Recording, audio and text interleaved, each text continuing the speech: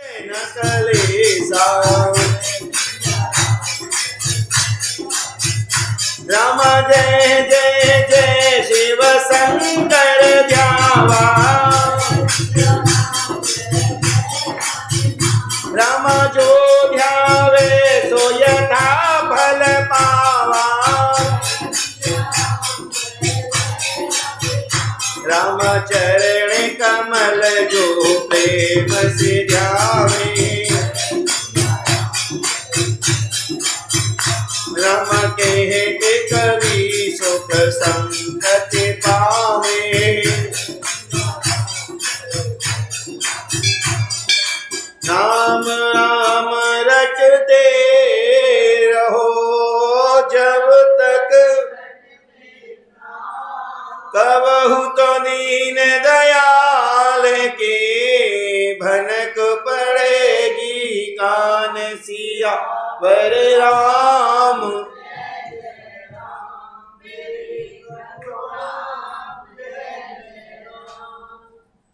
कृष्ण वसुदेव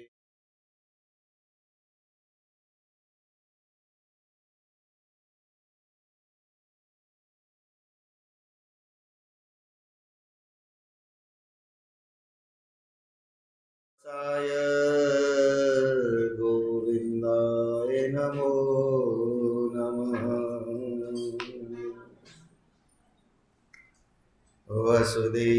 वसुदेवसुतं देवं कंसचारूणमर्दनं देवकी सुपरमानन्दम् कृष्णं वन्दे जगद्गुरु कृष्णं वन्दे जगद्गुरु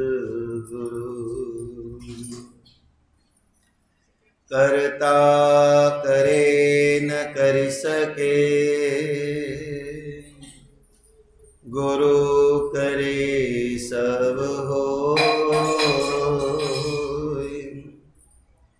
सात दीप नौ खंड में गुरु से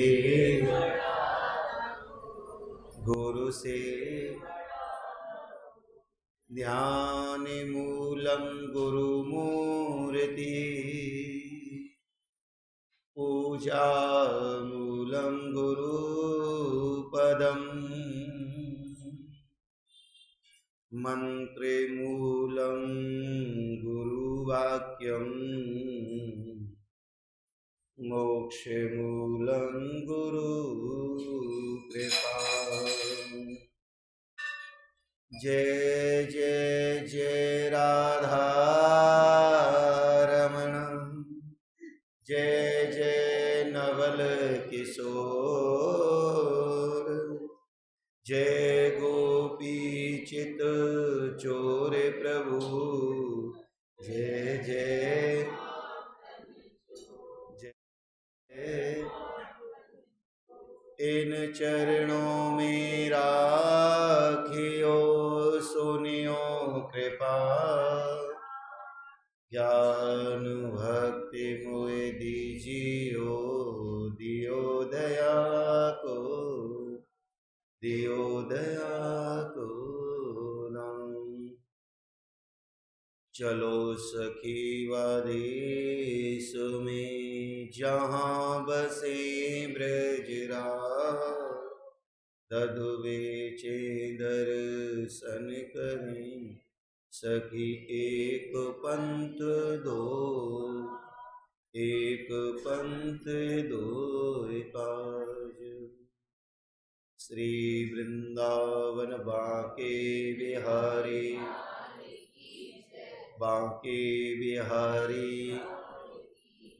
आनंद कंद भगवान की श्री सच्चिदानंद भगवान की सत्य सनातन धर्म की देवमयी गौ माता की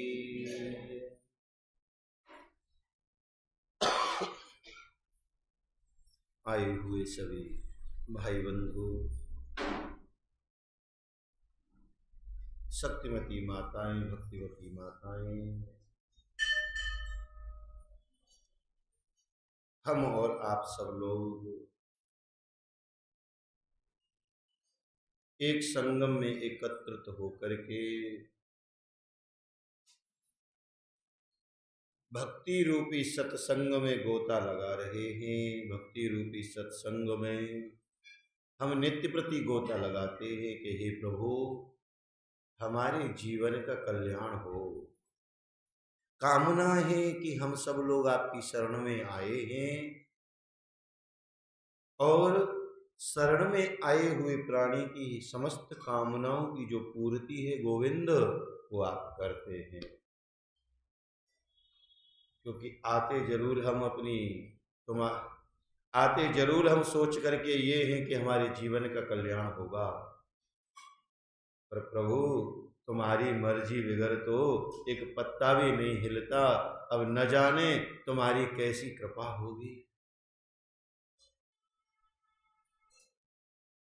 क्योंकि कृपा जो है ना, कृपा के लिए भी हमारे और तुम्हारे जीवन में क्या है ना, दो पात्र हैं। कितने पात्र हैं? दो पात्र हैं। ऐसे ही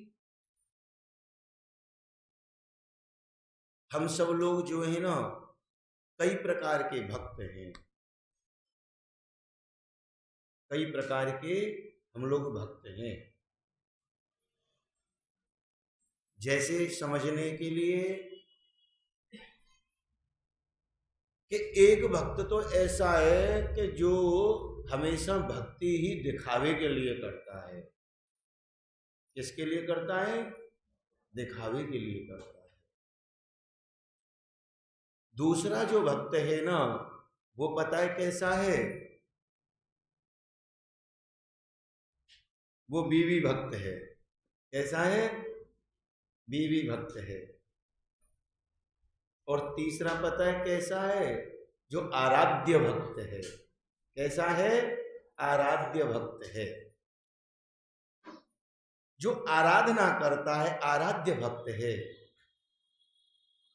इन तीनों में सबसे ज्यादा कौन है? जो आराध्य है। द्वेष से की हुई भक्ति भी किसी काम की नहीं। और ऐसे हम सब लोग जो है ना, पूजा करते हैं, भजन करते हैं, और कई बार पता है क्या है, हमें क्रोध आता है। ऐसा कोई नहीं है दुनिया में जिसे क्रोध, ध्यान देना मेरी बात पर, ऐसा कोई नहीं है जिसे क्रोध नहीं आता। ठीक है ना? अब जो क्रोध आया है ना, उस क्रोध में ध्यान क्या रखना है, बस ये सोचना है कि क्रोध आया है तो उसे खुद नहीं पता कि मैं क्या कह रहा हूं। क्रोध नाम किसका है? जो आपे को भुलाया है कि मैं क्या हूं और क्या कह रहा हूं।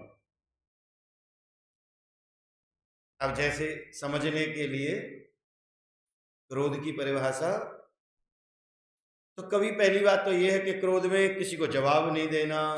अगर कोई क्रोध कर भी रहा है ना, तो चुप रहना, उसे पता ही नहीं मैं क्या कह रहा हूं। समझो कि जैसे एक पति और पत्नी, पति और पत्नी दोनों के दोनों पता है कहां गए? एक छोटा बच्चा था 6 महीने का गोदी में, और दोनों के दोनों पिक्चर देखने गए। अब वहां गए तो क्या हुआ ना, हॉल में तो बिल्कुल कैसी होती है? शांति। वैसे मैंने कभी देखा नहीं हॉल आज तक, हाँ, ये पक्की बात है, मैंने आज तक कभी देखा नहीं। पर कहते हैं कि उसमें कैसी होती है? बिल्कुल शांति होती है। हॉल में कोई बोलता नहीं है। ठीक है ना? केवल जो देखने गए वही दिखेगा। ठीक है ना? अच्छा, उसमें क्या हुआ ना, थोड़ी देर में जब पिक्चर चल रही थी, उसमें बच्चा जो था ना छोटा, वो रोने लग गया। अब 1-2 मिनट तो लोगों ने देखा, चुप रहे कि चुप कर देंगे, चुप कर देंगे। अब जब नहीं हुआ और उधर पिक्चर चल रही थी, तो पता है क्या हुआ? कहने लगे भाई ये बच्चा किसका, इसे चुप करो ना। जो बच्चे का पिता है वो कहता है इसे चुप कर। एक बार कहा, पर बच्चे को चुप करना, वो भी 6 महीने का, बड़ा हो तो आंख निकाल दो, डांट दो, धमका दो। अब 6 महीने के बच्चे से क्या कहोगे बताओ? एक बार कहा, 2 बार कहा, 3 बार कहा, चुप कर चुप कर। पीछे से आवाज ज्यादा तेज आने लगी, अब चुप नहीं होता तो बाहर निकलो। तो जो पति है वो पत्नी पर गर्म होता है, गुस्सा करता है, क्रोध करता है कि मैं बार बार चुप करती हूँ, ये चुप नहीं होता, मैं बार बार चुप करती हूँ, ये चुप नहीं होता। उसे क्रोध आया तो वो कहता है इसकी तो बात ही क्या है, इसका बाप भी चुप हो जाएगा। इसकी तो बात ही क्या है, अरे इसका तो बाप भी चुप हो जाएगा। अब क्रोध में उसे नहीं पता कि मैं कह क्या रहा हूं। मेरे समझाने का केवल ये मतलब है कि क्रोध क्या है, इसमें आदमी आपे को भूलता है, वही गलत है। ये क्या चुप होगा? ऐसे ही द्वेष से की हुई भक्ति, ईर्ष्या से की हुई भक्ति जो है वो बेकार होती है। भक्ति तो केवल एक ही है जो आराध्य है, आराधना है। भक्ति एक है जो साधना है। देखो नाम कितना सुंदर रखा गया इसका। क्या नाम है इसका? साधना है। अच्छा भाई, साधना ही क्यों है इसका नाम? पता क्यों है? कि अपने आप को साधना ही है बस, कि हमें इधर उधर लुढ़क ना जाए, क्योंकि दुनियादारी तो बड़ी चिकनी है, इधर उधर फसल जाएंगे। काम अपनी तरफ खींचेगा, क्रोध अपनी तरफ खींचेगा, मोह अपनी तरफ खींचेगा, परिवार अपनी तरफ खींचेगा, भाई बंधु अपनी तरफ खींचेंगे, सब अपनी तरफ खींचने वाले हैं। पर भैया ऐसे ध्यान से चलना कि तुम इधर उधर फिसलना मत। साधना, इसी का नाम है साधना। यही साधना। साधना कोई अलग थोड़ी है, इसी का नाम तो है कि हम फिसल ना जाएं, और फिसल गए तो बेकार हैं, और अगर अपनी जगह पर रुके रहे तो सद गए, हमने साधना की। अब हमको सधने के लिए भी कुछ करना पड़ेगा। सधने के लिए हमें एक गोविंद की शरण लेनी होगी। क्या करना पड़ेगा? अब गोविंद की शरण क्या है? आराधना। गोविंद की शरण क्या है? साधना। गोविंद की शरण क्या है? वंदना। गोविंद की शरण क्या है? अर्चना। अर्चन, वंदन, दास्य, ये सब क्या है? गोविंद की शरण है। पृथु जी महाराज ने कहा कि महाराज भगवान, सब लोग दान, यज्ञ, तीर्थ, पूजा, तप सब लोग करते हैं, और पता है क्या है? दान करने से, यज्ञ करने से, तीर्थ करने से, पूजा करने से, भजन करने से, मंदिर जाने से, संत सेवा करने से क्या मिलता है? यूं के दुखों का नाश हो जाता है, सुख मिलता है। क्या मिलता है? दुखों का हो जाता है नाश, और मिलता क्या है? यूं के सुख। ये सब चीज करने से सुख मिलता है, पर मन में ये भाव होना चाहिए। अब मन में द्वेष से करोगे तो सुख मिलेगा? तुम कभी भजन करने बैठो, अकेले में बैठो। हमारे ऋषि मुनि संत जितने भी हुए सब कहाँ भजन करते थे? एकांत में। एकांत में भजन करने बैठो, शांति मिलेगी, पक्की बात है। मन कितना भी परेशान हो तो माला लेकर के एकांत में भगवान के पास बैठ जाओ, अगर ना शांति मिले तो बताना, शांति मिलेगी। मन प्रसन्न होगा, पर मन कब प्रसन्न नहीं होता? माला तो हाथ में है और मन परेशान है, पर परेशान दुनिया से है। दुनिया तो बदलने से रही भैया, बदलना तो खुद को ही पड़ेगा, दुनिया नहीं बदलेगी। दुनिया में रहने वालों को ही बदलना पड़ेगा। तुम्हारा सुख मिलता है, विष्णु भगवान के प्रति जो प्रेम करता है उसे सुख मिलता है, उसे आनंद मिलता है, वो अपना सब कुछ समर्पण करता है। अच्छा, हमारे पास है क्या जो हम समर्पण करें? हैं? तन मन। धन को छोड़ दो, मत करो, क्योंकि धन समर्पण करने के लिए तो भैया फिर मन बेचैन हो जाएगा। मन कैसा होगा? बेचैन होगा। धन समर्पण मत करो, तन को और मन को समर्पण कर दो, धन तो स्वयं ही समर्पण हो जाएगा, करने की आवश्यकता ही नहीं पड़ेगी। जब तन और मन गोविंद का हो गया तो धन किसी और का थोड़े ही है भैया, वो तो हो ही जाएगा। पर तुम मन धन को मत करो, तुम केवल क्या करना है? तन और मन। बताओ कौन करता है समर्पण? कोई नहीं करता। तन को समर्पण करने की किसी से बात बोलो।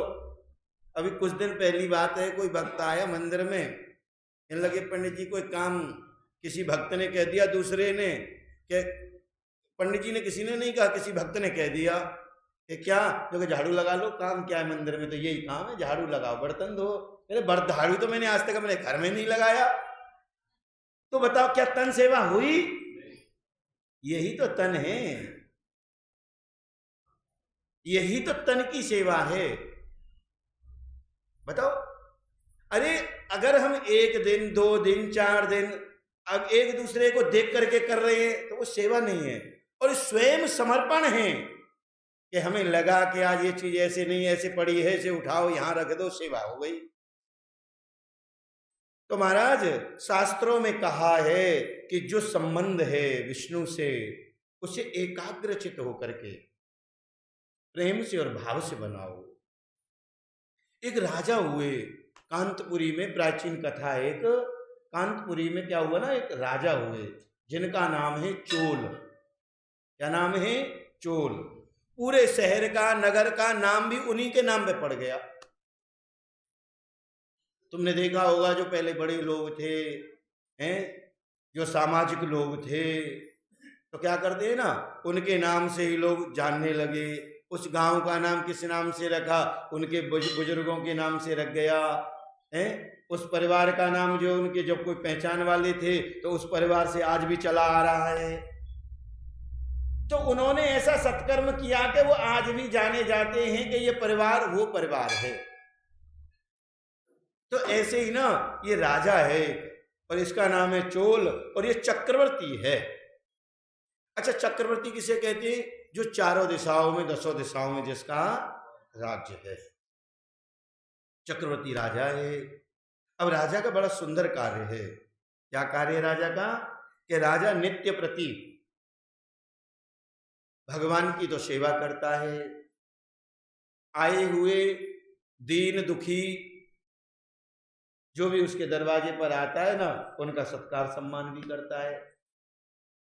पर एक बात और बताऊं आपको कि हम सब लोग सारे काम करते हैं, पर हमें एक चीज का बड़ा थोड़ा सा अहम हो जाता है। अहम किस बात का होता है? कि हमें रत्ती मात्र के लिए कोई पद मिल जाए, थोड़े से हम धनवान हो जाएं, या लोग हमें पूछने लग जाएं। समझ रहे हो ना मेरी बात? है कि हमसे बड़ा बुद्धिमान कोई नहीं है। फिर सारे लोग हमें ही तो पूछते हैं, हमसे ज्यादा बुद्धिमान कौन है? तो ये सब सारी जो जितनी भी चीज है ना, ये सब चीज जो है ये क्या है? ये अहम का कारण है, अभिमान का कारण है। भाई अगर हम लोग दान करते हैं तो किसी और के लिए करते हैं क्या? सबसे पहली बात तो ये अपने मन से हमें हटानी है कि अगर हमने कोई दान किया है या करते हैं, वो हम ब्राह्मण के लिए नहीं, भगवान के लिए नहीं। भगवान को किसी के धन की जरूरत नहीं है, केवल अपने लिए खेती बो रहे हो कि अब की बार तो हम मनुष्य बन गए हैं। गोविंद अगर कृपा होगी तो ज्यादा तो कुछ कर नहीं सकते। जैसे गिलहरी समुद्र पर जब पुल बनाया जा रहा था, रामचंद्र जी पुल बना रहे थे, गिलहरी एक तिनका लेकर के पहुंच गई, भगवान खुश हो गए। तो ऐसे ही प्रभु ये संसार, ये परिवार समुद्र है, इसमें से कुछ बचाना कुछ लाना आसान नहीं है। पर जो मेरे से पर्सनल अपनी जेब खर्ची बची है, उसमें से मैं भी अपने कल्याण के लिए कुछ कर रहा हूं। बस यही करना है। ये नहीं कि हम पंडित जी को दे रहे हैं, हम मंदिर में दे रहे हैं, हम भूखे को खाना खिला रहे, सब बेकार है। काम करना बहुत अच्छा है, कर रहे हैं, पर ये सोच रहे हैं कि हम कर रहे हैं ये सब बेकार है। ऐसा तो सोचना ही नहीं कि मैं कर रहा हूं या मैं कर सकता हूं, नहीं कर सकते हम लोग। ये हमारे जीवन के कल्याण की कामना है। अब राजा चोल जो बड़ा पैसे वाला है, भगवान विष्णु का मंदिर बनाता है, और मंदिर में पता है क्या है, वहां पर भगवान शंकर की एक सुंदर प्रतिमा है। अब देखो भगवान की जो प्रतिमा है ना, होती तो सुंदर ही है, और कुछ उसका श्रृंगार अगर सुंदर तरीके से और हो जाए तो लगती है कि नहीं। कई बार हम लोग जो हैं, हम तो जैसे हैं वैसे ही हैं, पर भाई कई बार क्या होता है ना, कुछ कपड़े कुपड़े बढ़िया पहन लें तो लगते हैं कि नहीं कि भाई आज तो सुंदर है। तो मेरा कहने का और समझाने का जो मतलब है कि भगवान की प्रतिमा सुंदर है, भगवान के वस्त्र सुंदर हैं, भगवान को जो अलंकृत श्रृंगार किया गया है, जो स्वर्ण इत्यादि से श्रृंगार किया गया है, वो सुंदर है, पर मेरा भाव सुंदर। अब बताओ क्या सुंदर है, बताओ। हम सब लोग जो है ना दावत में गए, समझो आप भी गए, ऐसा नहीं मैं गया समझाने के लिए।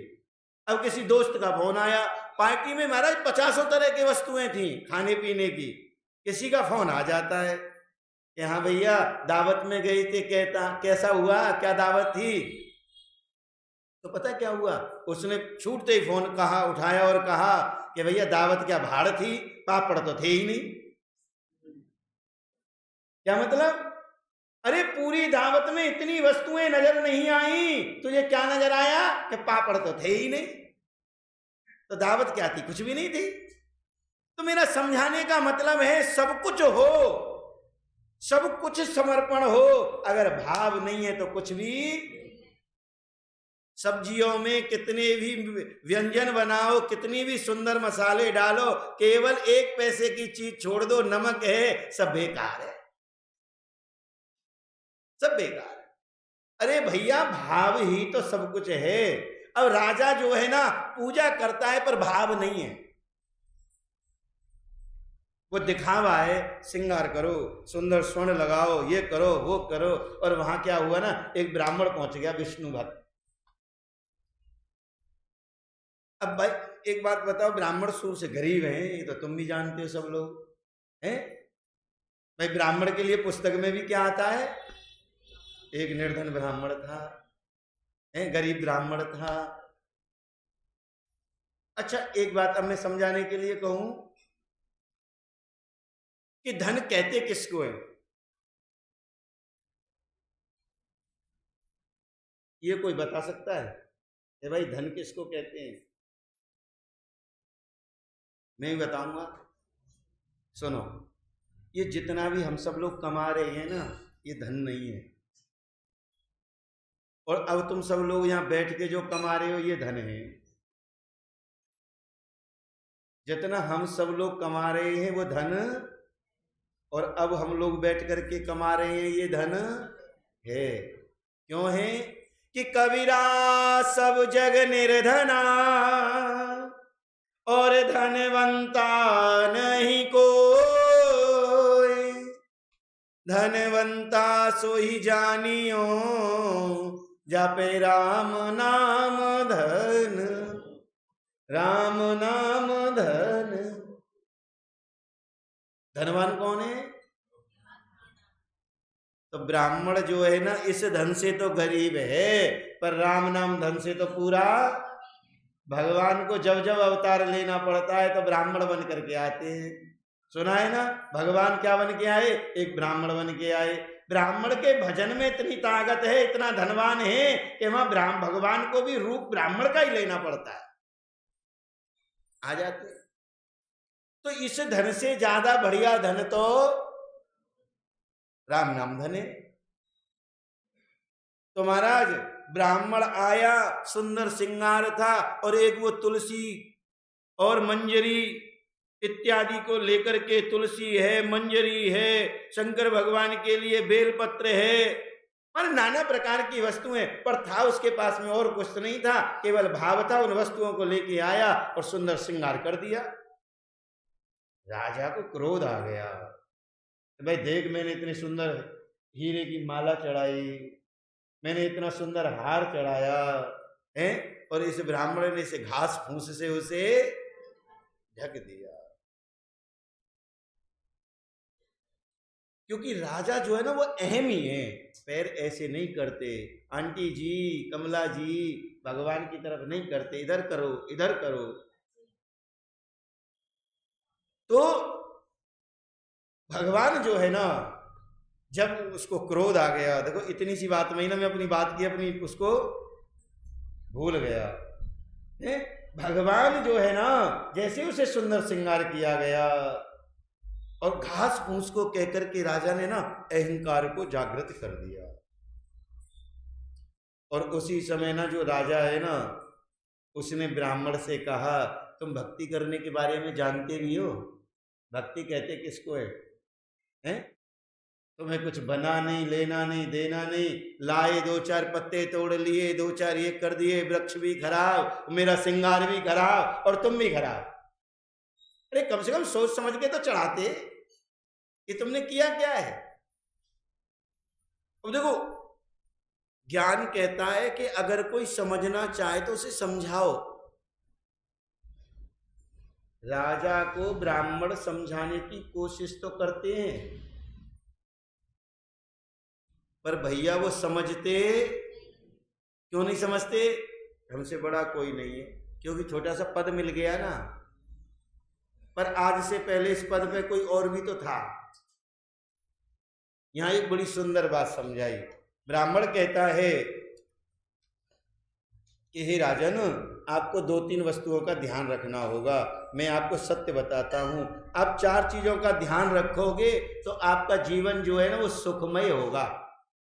कैसा होगा? सुखमय होगा। कि क्या? कि जो आपको अहंकार है, मैंने इतनी अलंकित वस्तुओं को चढ़ाया है, आप ध्यान दो मेरी बात पर। कि क्या? कि आप अपने मन में ये सोच लो कि एक दिन मुझे ये सब कुछ छोड़कर जाना है। पहले ये सोचो। और तुमने क्या सोचा है? पैसा पैसा, ऐसा वैसा।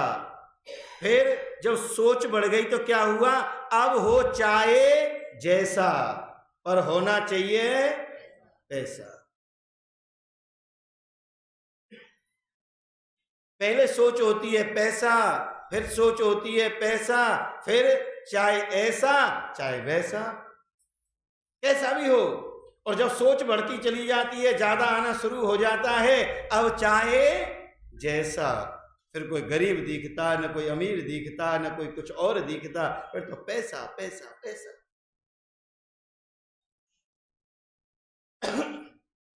तो राजन कल्याण होगा नहीं। और राजा सुनता तो है नहीं, राजा तो अपनी अपनी बात करता है बस। अरे ये तो मुझे पता है। और दूसरी बात फिर कही, एक बात और ध्यान से सुनो, कि जो भाग्य में है वो कहीं जाएगा नहीं, और जो भाग्य में तुम्हें मिला नहीं वो तुम्हारा है नहीं। जो तुम्हें मिला नहीं वो तुम्हारा है ही नहीं। ये सोचो। किसी ने बड़ी सुंदर बात कही, पहले बुजुर्ग जो थे ना हमारे, वो न जाने कितने शास्त्र पढ़ लिए उन्होंने, कितनी सुंदर समझ समझ की बात कहते थे। किसी के पास बैठो, पता है क्या कहते थे? एक बार हम सब लोग ऐसे बैठ करके बात करते, मेरी अपनी उम्र का कोई मेरा मित्र नहीं है। मेरे जो मित्र हैं वो 80 साल, 75 साल, 70 साल ऐसे मित्र हैं मेरे। तो पता है क्या कहते थे? पंडित जी एक बात कहूं, मेरी समझ में आई है। कि क्या? कि देखो पंडित जी, हाथ का तो कोई छीन लेगा पर भाग्य का कोई नहीं छीन सकता।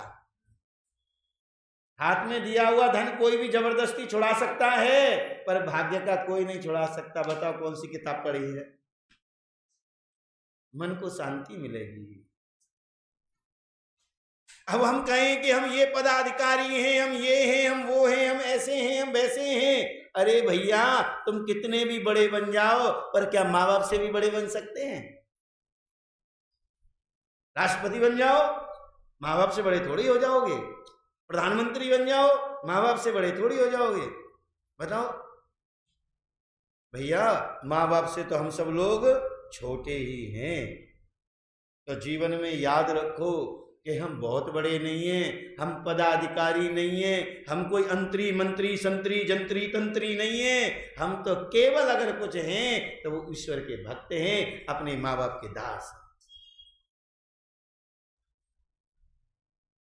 कितनी बात हो गई? अब चौथी बात और बची है एक। पता है ये क्या है?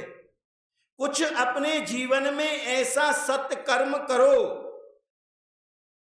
कुछ अपने जीवन में ऐसा सत्कर्म करो। कैसा सत्कर्म करना है? कि जब हम इस दुनिया को छोड़ करके जाएंगे ना, जब हम इस दुनिया को छोड़ करके जाएंगे तो हमारी आत्मा की शांति के लिए औरों को प्रार्थना न करनी पड़े, ऐसे हमारे सत्कर्म हो कि हमारी आत्मा की शांति के लिए हमारे वो सत्कर्म ही शांति के लिए प्रार्थना बन जाए और गोविंद से प्रार्थना कर दें। ऐसे सत्कर्म करो। हम सब लोग इकट्ठे जरूर होंगे कि आज हमारे बीच में वो नहीं है, पर दूसरे की प्रार्थना हमारे किसी काम की, हमारे ही सत्कर्म हमारे काम के हैं। राजन, जब तुम ये सोच लोगे तो तुम्हारे जीवन का कल्याण होगा। पर राजा अहंकारी था, राजा के मन में कुछ नहीं आया। राजा ने केवल एक ही बात कही। क्या कहा? कि मैं देखता हूं भगवान किसे मिलते हैं, मैं देखूंगा। दोनों में आपस में होने लग गई। अब वो रोज भगवान का श्रृंगार करे, कभी कुछ करे कभी कुछ करे। और ब्राह्मण का क्या नाम है? विष्णु भक्त। ब्राह्मण तो विष्णु भक्त है। और उनका नाम क्या हो गया? धीरे धीरे पूजा करने लगे, उनका नाम बन गया विष्णु दास। अब उसके पास कुछ नहीं है अलंकित वस्तुओं की जगह पर, वो तो तुलसी पत्र है, मंजरी है, बेल पत्र है, फल है, फूल है, समर्पण करता है और पूजा करता है। राजा कई मंदिर बनवाता है, कोई और धर्म करता है। मन में क्या आ गया? मैंने कथा सुनाने से पहले क्या कहा था? द्वेष, ईर्षा। उसके मन में कुछ नहीं है। दोनों में एक बात है, भगवान पहले किसको मिलेंगे। ये बात तो हमारे तुम्हारे मन में भी आनी चाहिए, पर किसी से द्वेष रख करके नहीं, प्रेम में आनी चाहिए। दोनों के दोनों लगे हुए हैं। अब एक दिन क्या हुआ? अब महाराज चलते फिरते उठते बैठते सोते हैं, बातें करते, क्या होने लगा? वो विष्णु मंत्र का पाठ करने लगा, ओम नमो नारायणाय। बस बातें कर रहा है तो, घूम रहा है तो, बैठा है तो, भजन कर रहा है तो, पुस्तक पढ़ रहा है तो, है सो रहा है तो, ध्यान में है तो, खा रहा है तो, घूम रहा है। मतलब उसने अपने आप को विष्णुमय कर दिया, विष्णुमय हो गया। अब विष्णुमय हो गया तो उसे लगा कि भाई संसार के लोग जो है ना, जब भजन करने बैठता हूं तो कोई कुछ कहने लग जाता है, कोई कुछ कहने लग जाता है। अब मुझे एकांत में भजन करना चाहिए। एकांत में चले गए, जंगल में भजन करने लगे। अब जंगल में भजन करने लगे तो पता क्या हुआ? भजन करते करते ना कोई परेशानी तो आती है। अब भगवान यहाँ परेशानी नहीं, यहाँ परमेश्वर आए। यहां परेशानी नहीं आई, यहां परमेश्वर ही आ गए। और क्या हुआ कि महाराज वो तो 2-4 टिक्कर बनावे, और टिक्कर बना करके, टिक्कर समझ रहे हो ना, रोटी, संतों की रोटियों को कहते हैं टिक्कर। बिल्कुल रेलगाड़ी के पहिए की तरह होते, कोई मोटा कोई छोटा, पेट भरना है बस। बना दिए मोटे मोटे। अब मोटे मोटे बनावे और रोज भगवान विष्णु को भोग लगावे। कभी भी हमें कुछ भी खाना हो तो मैं तो यही कहता हूं भैया कि जो तामसी वस्तुओं उनका त्याग करो। अगर हमसे त्याग होता नहीं है तो एक टाइम करो पहले कि भगवान का भोग लगाने के लिए लहसुन प्याज की जो वस्तु हैं वो वर्जित हैं, सुबह लहसुन प्याज मत डालो, भगवान का पहले भोग लगाओ हैं। अपने लिए फिर अगर अलग से कुछ करना है तो करो। वैसे मेरा कहना तो ये है कि वो बहुत बढ़िया है, भगवान का भोग प्रसाद लगना घर में आवश्यक है। तो महाराज वो रोज भोग लगाता है उन टिक्करों का। अब एक धीरे धीरे भोग लगाने लगा तो पता है क्या हुआ, परमेश्वर आए, एक चांडाल हैं, और चांडाल ने क्या किया, महाराज वो तो बैठ जाए भजन करने के, पहले भजन करूंगा और भजन के बाद में भगवान का, और वो ले और लेके चले जाए। 1 दिन हुआ, 2 दिन हुआ, 3 दिन हुए, 4 दिन हुए, 5 दिन हुए, 7 दिन हो गए। अब तो विष्णुदास भी सोच में पड़ गए कि भजन करता हूं, 7 दिन मैंने कुछ नहीं खाया चलेगा, पर आज 7 दिन से मेरे ठाकुर जी का भोग नहीं लगा, ये ठीक नहीं है, ये तो बिल्कुल ठीक नहीं है। मेरे ठाकुर जी का भोग तो लगना ही चाहिए। आज मैं अपनी इसको छोड़ता हूं, माला को छोड़ूंगा, मैं देखता रहूंगा और भजन करता रहूंगा, देखता हूं मेरे टिक्कर लेके जाएगा कौन, ये ध्यान दूंगा बस। अब जैसे ही कहा ना टिक्कर लेके कौन जाएगा, ध्यान दूंगा, तो पता है क्या हुआ कि वो बैठे हैं एक झाड़ी की ओट में। अब महाराज उस चांडाल का तो रोज का काम है। अब वो आ गए, और जैसे ही आए ना और रोटी लेकर के जाने लगे तो विष्णुदास ने दूर से देखा कि भैया देखने में तो लग रहा है कि ये कोई है, पर इसके शरीर में तो कुछ है ही, मांस इसमें नहीं, हड्डियां सब चमक रही हैं, नसें सब चमक रही हैं, हवा से गिरने वाला हो रहा है, और ये मेरी रोटी चुरा के भाग रहा है। और कह रहे रुक रुक भैया, रुक भैया, भैया रुक जा, भैया रुक जा। अब जिसने 7 दिन से खाना नहीं खाया वो उससे क्या कहेगा बताओ, अगर हमारे जैसा होता तो है। वो विष्णु भक्त है, भक्ति यही है, क्रोध पर नियंत्रण करना है और भाव को जगाना, ये भक्ति है। उसने रुक भैया, रुक भैया, भैया रुक जा। अब वो तो तेजी से भागने लगा, गए मेरे पीछे भाग रहे हैं। अरे भैया तू रोटी खा लेना, तू इतना कमजोर है, तू चल भी नहीं सकता, मेरे पास में भगवान की जोत जलाने का घी रखा हुआ है, मैं थोड़ा इन्हें चिपड़ दूं जिससे कि तेरी कम से कम शरीर में कुछ तो लगेगा, तेरे को कुछ तो शांति मिलेगी, तेरा शरीर तो बिल्कुल जर्जर है। अब जैसे ही वो भागे और वो गिर गया, अब गिर गया तो वो तो भूल गए रोटी क्या है और ये क्या है, अपने अंग वस्त्र से हवा करने लगे कि इसको पहले सही करूं, होश में तो आ जाए, कहीं मेरे कारण जीव हत्या न हो जाए। और होश में लाने के चक्कर में जैसे ही होश में आए तो क्या देखा कि वहां पर साक्षात पीतांबरधारी मेरे गोविंद प्रकट हो गए, मेरे नारायण प्रकट हो गए। ये भाव है, कुछ और नहीं है, ये भाव की कथा है। साक्षात नारायण सुदर्शन चक्रधारी एक आकर के दर्शन देने के लिए खड़े हो गए। अब तो महाराज विष्णुदास चरणों में गिर गया, कहने लगा महाराज मैंने अपने जीवन में कोई सत्कर्म नहीं किया, क्योंकि मेरे पास कुछ था नहीं। मैं तो जहां मैं रहता हूं वहां सुंदर बगीचा लगा हुआ है, कहीं मैं तुलसी पत्र ले लेता था, कहीं तुलसी मंजरी ले लेता था, कहीं मैं बेल पत्र लेता था, कहीं फूल लेता था, कहीं कुछ और लेता था, और जो मिलता था तो मैं समर्पण। आप मेरे इस भाव से प्रसन्न और मुझे दर्शन देने के लिए आ गए, क्योंकि दर्शन ही नहीं मैं तुझे साथ लेने के लिए भी आया हूं। आप मेरे विमान में बैठो, जिसे साक्षात गोविंद लेने आया हो, सोचो कि उसकी क्या भक्ति होगी।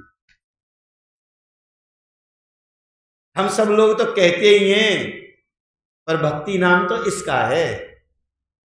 अब महाराज इतनी देर में उसने देखा, किसने, राजा चोल ने, कि हमारी और इसकी शर्त थी, हमने तो इतना सब कुछ धन समर्पण कर दिया, खूब दान कर दिया, कुछ सब कुछ कर दिया, पर हमें तो भगवान, ये तो हमसे पहले ही जा रहा है स्वर्ग में।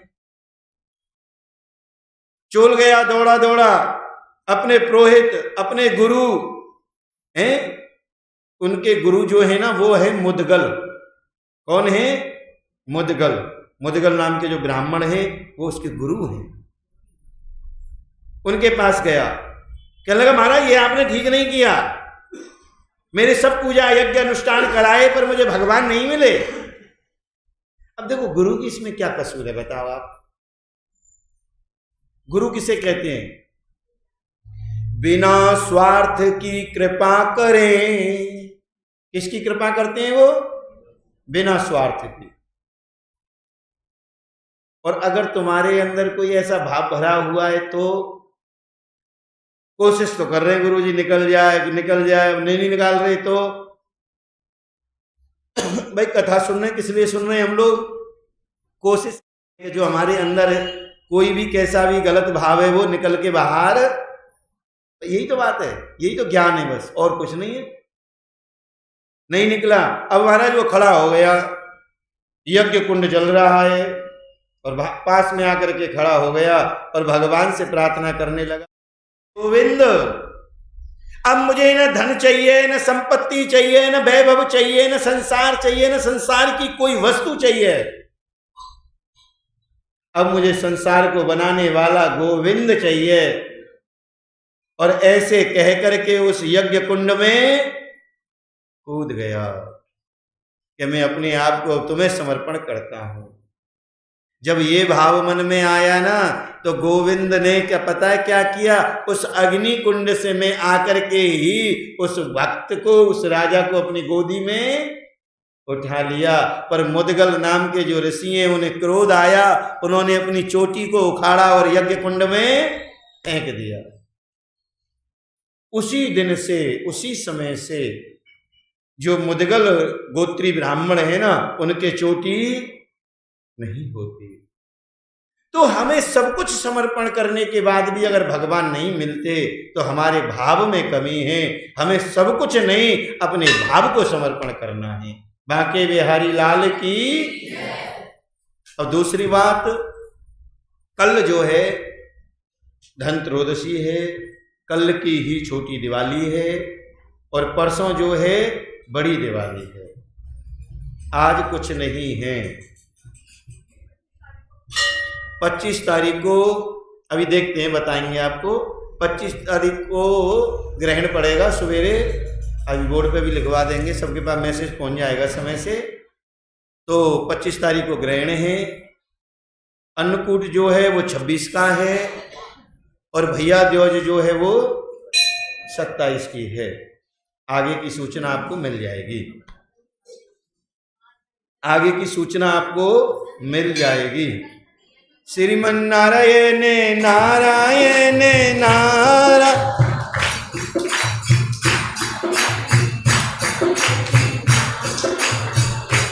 भेलनी के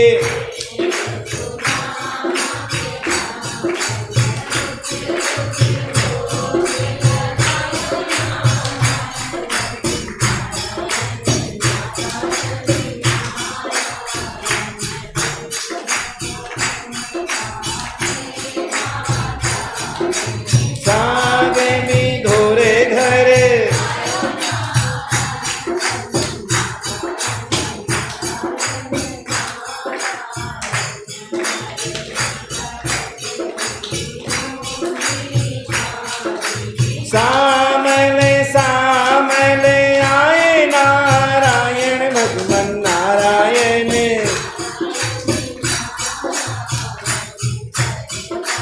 जाह लड़े जल भीतर लड़ते लड़ते गजे।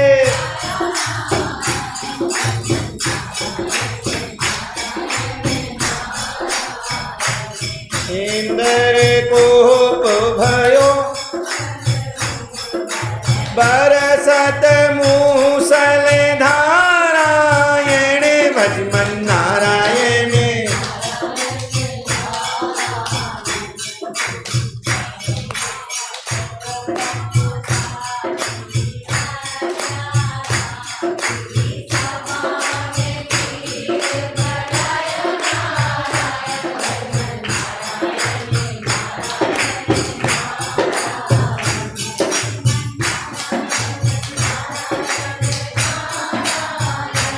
गोविंद नारायण नारायण नारायण लक्ष्मी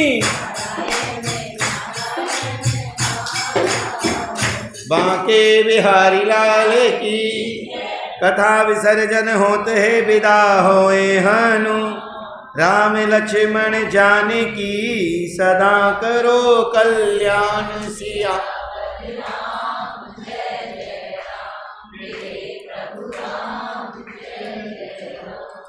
तिथिवारं च नक्षत्रं योगन करणं एव च पंचांग सुनिए नित्यं गंगा स्नानं फलं भवे। गंगे हर हर गंगा मैया की यमुना मैया सरस्वती माता प्रयागराज कुरुक्षेत्र पुष्करादि तीर्थ संत भक्तन की। आज द्वादशी तिथि और शनिवार है। फाल्गुनी नक्षत्र है, ब्रह्म योग है, 73 करण है, अंग्रेजी की 22 है, 6 देशी है और कन्या के चंद्रमा है। आज सूर्य भगवान 6:39 पे उदय हुए और 5:45 पे अस्त होंगे। बांके बिहारी लाल की अब सौंप दिया इस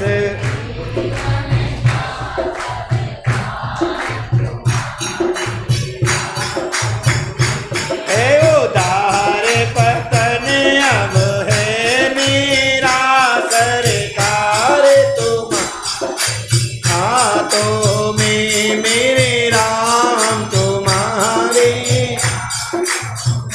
मेरा निश्चय बस एक बार तुम्हें पा अर्पण कर दूं दुनिया सब प्यार तुम्हारे हाथों में मेरे राम तुम्हारे। यदि जग में रहूं तो